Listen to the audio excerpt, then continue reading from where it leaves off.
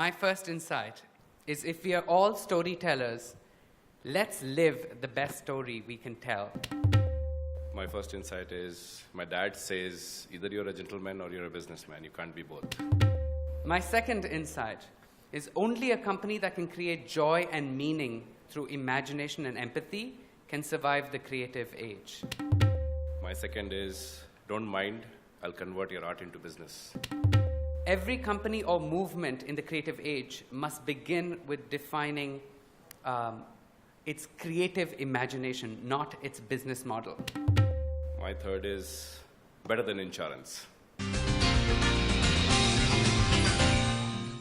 I come from this very typical Tambram South Indian family where we were not just served curd rice at the end of every meal, but existential crisis as well. When I was 7 years old, my dad looks at me and says, Raghava, who are you? I said, Pa, I'm Raghava. He looks at me and he says, but I named you. So if I change your name, will you change? I said, no. He said, then who are you? I said, I'm this person in front of you. He said, every cell in that person changes every 7 years. Who are you? And everything that I was trying to identify with was either changing or not me. And we came to the conclusion that we are storytellers. And one of the things he said is, if you are a storyteller, go out and live the best story you can ever tell. I grew up with this question or the thought that my dad used to keep telling others that either you're a businessman or you're a gentleman. You can't be both, because businessmen can't stop lying or deceiving or hiding things or doing things for profits. Gentlemen don't do those things because they're gentlemen. That's why they can't turn businessmen. So when I first took the leap and started my business, I didn't tell my dad that it was my business. I told him that it's a company that I'm working as a CEO. And when I sold the company is when I got excited and I told him that I sold the company, Dad. He said, whose company did you sell it? I said, sorry, I forgot to tell you, it was my company. He said, to ab kya karega? Because for him, I realized that moment, money was not everything. It's about that whole art and love and passion of creation. So for him, it was a heartbreaking situation that with so much of love, effort, stress, that you've created something which became big and successful as per you, and now you've sold it. You're back on the road. Yes, you've got a pile of money, but what will you do now? So then I had to go back and tell him that running a company or running a business is like giving birth to a kid and raising a kid. And very lucky people in the world get a chance to do it over and over again. Some get once, twice, some get 3 times. I have been very lucky on that front. Today, I have 4 children. And my wife and I made a very bold move a couple of months ago. We decided to pull our kids altogether out of education. Our children are not homeschooled. They're just not schooled, period. They go to a very unique experiment called Sudbury. And what they do there is they go through 4 stages. They check into school, and they climb trees, they play video games, they do whatever they want. But they go through 4 important stages. The first stage is freedom. My God, I don't have to study. I don't have to do anything. I can play in the mud all day. The second stage is boredom. They say, my God, what do I do now? I have nothing to do. And they start getting worried. The third stage is mild depression. A 5-year-old child goes through existential crisis because they don't know what to do with themselves. And the fourth stage is they take ownership of who they are. And if we teach our children at a very early stage how to deal with this, we can become, we educate them not for the Industrial Revolution, but for the creative age. And today, our companies are our children. Our employees are our children. And we need to educate them to deal with this question. Function, speed is not enough. We need to enter the creative age. And we need to know how to deal with who we are. Don't mind, I'll convert your art into business side. There's a very funny story which happened with me. My sister-in-law, my elder brother's wife, we knew her from a very small age because she's from a family that we knew the family. She used to scribble, do nice drawings and all that. We saw that grow. Eventually, since we knew her, and eventually my brother got married to her, and she came into the family, and she carried on that art. We have paintings all over the house, starting from a 4 square inch to a 4 square feet to a 40 square feet. My brother loves this passion and helps her with all this. At that stage, one day I went and told my brother that, why don't you sell some of these paintings? But he had this apprehension in his mind that my wife will feel bad I'm trying to commercialize her art.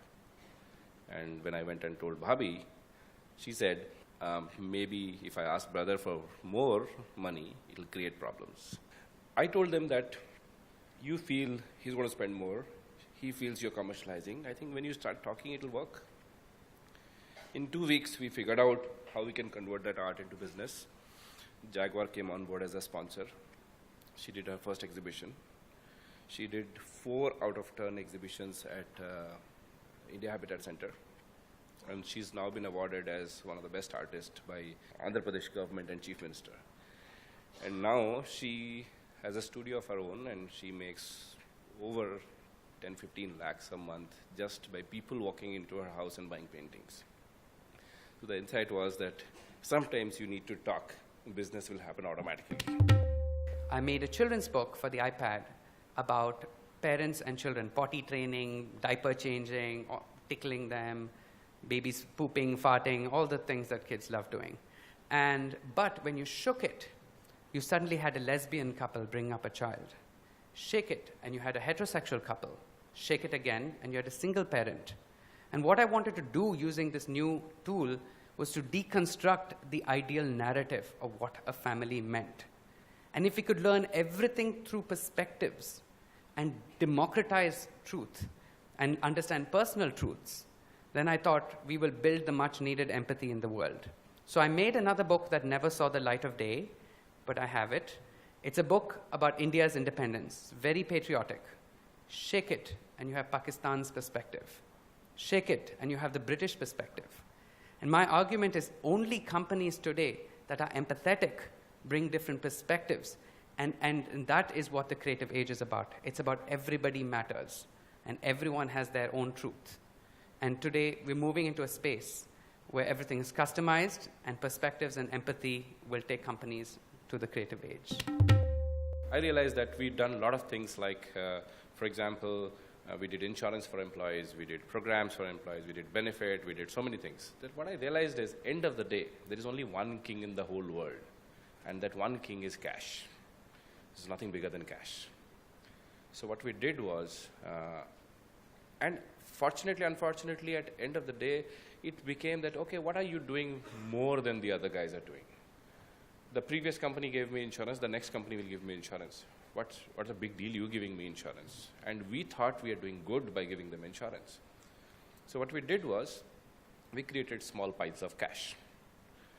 Pile big enough to take care of emergencies. And we kept it in 4 locations. And created an escalation metric and gave it to every employee. All these 4 guys are informed within my organization that whenever anybody calls you with an emergency, it's your responsibility to take the money and reach the emergency spot immediately. And in the last 5 years, we've unfortunately seen 2 such emergencies which actually worked. Somebody who had a major accident and had no other way to figure things out at that point of time. And the only thing that could have worked was money, because unfortunately the hospitals don't take you on without money. There's so many other things don't work without money. That's the only gate pass to many things in today's world. So that pile of cash for us today has bought loyalty, has bought love, has given us that feeling of family within the organization. They all feel it's us. And it has mattered so much more than just an insurance. We believe that story is the new money. Companies that understand this will flourish. And to leave you with one of the ideas that we discussed earlier was that, you know, my role, my job is to bring art, science, and storytelling together to evolve companies to the creative age. When I go to a CEO or a big head of a company, they say, are you going to do art for the office? Are you going to do illustrations for my book? And I say, no, I'm not really rich, I'm not really famous, and my education was great. It taught me who I am. It put me in a very clear box. But it's my creativity that has taught me that I can be much more than my education taught me I am. In business, I have seen when you do sometimes mindless things which your heart says is good, always helps your business grow faster, always gives you that additional jump. So money will automatically follow. Does not matter how it happens. All you have to do is keep doing things which somewhere is right, and you're not doing it just with an angle. So everything, every step you take in business does not have to end up with a balance sheet, with a positive balance.